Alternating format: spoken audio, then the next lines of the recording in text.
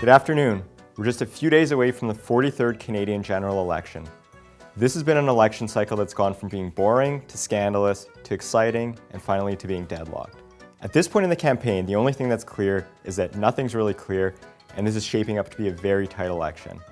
We've seen sustained NDP and Bloc Québécois surges over the last week, which are projected to take votes from the Liberals and Conservatives. Let's take a closer look at where we've ended up compared with where we started. Since the start of the election cycle, the Liberals have lost about 4% in support, bringing them to 31%, while the Conservatives have lost 2% in support, leaving them with 32%. On the flip side, the NDP have gained 6% in support, which brings them to 18%, while the Bloc Québécois have gained 3.5%. Taking a final look at how this translates into seats, I'm currently projecting the Liberals to win a plurality with 134 seats, with the Conservatives coming in with 132 seats. The NDP are projected to take 35 seats and the Bloc Québécois will take 33 seats. I'm projecting that the Green Party will come away with 2 seats, the People's Party will come away with 1 seat, and Jody Wilson-Raybould will retain her seat. As I mentioned, at this point, this is looking like a very tight race, and many ridings could flip in a number of different ways.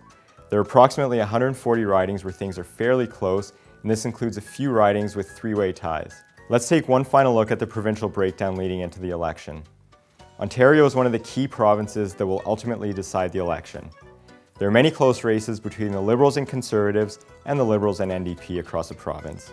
My projection at this point is that the Liberals will win 69 seats, the Conservatives will win 40 seats, and the NDP will win 12 seats.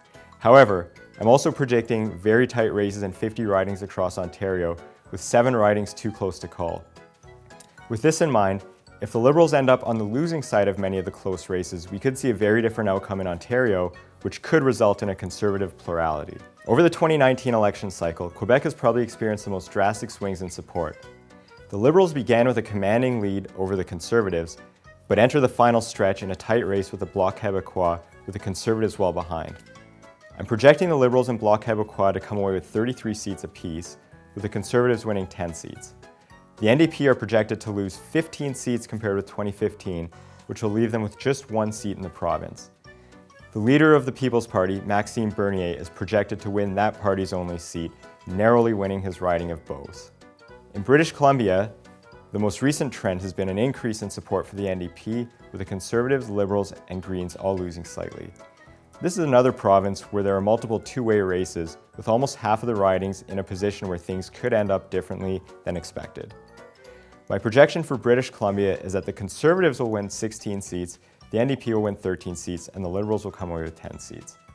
Trailing the 3 major parties, the Green Party is expected to pick up 2 seats, with Jody Wilson-Raybould picking up 1 seat.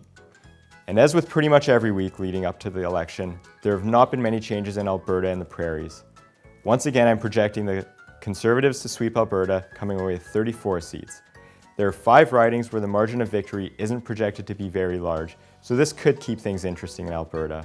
In the Prairies, the NDP surge means that the Conservatives and Liberals each lose seats compared with last week. My projection for Manitoba and Saskatchewan is for the Conservatives to win 21 seats, the NDP to win 6 seats, and the Liberals to win 1 seat.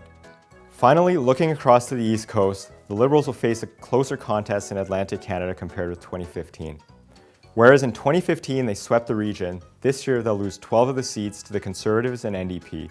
The NDP has doubled its support since the campaign started and are now sitting at close to 18% in support. All of the other parties have experienced losses across Atlantic Canada as the NDP has gained, though it appears to be too little too late. My projection for Atlantic Canada is for the Liberals to take 20 seats, the Conservatives to take 9 seats, and the NDP to take 3 seats. That sums up my final week of the landscape leading up to the election. I'll be back next week with a recap of how things went. For more information, you can find me on Twitter at CalculatedPolly, and don't forget to see my final projection updates through my website, calculatedpolitics.com. Thanks for watching.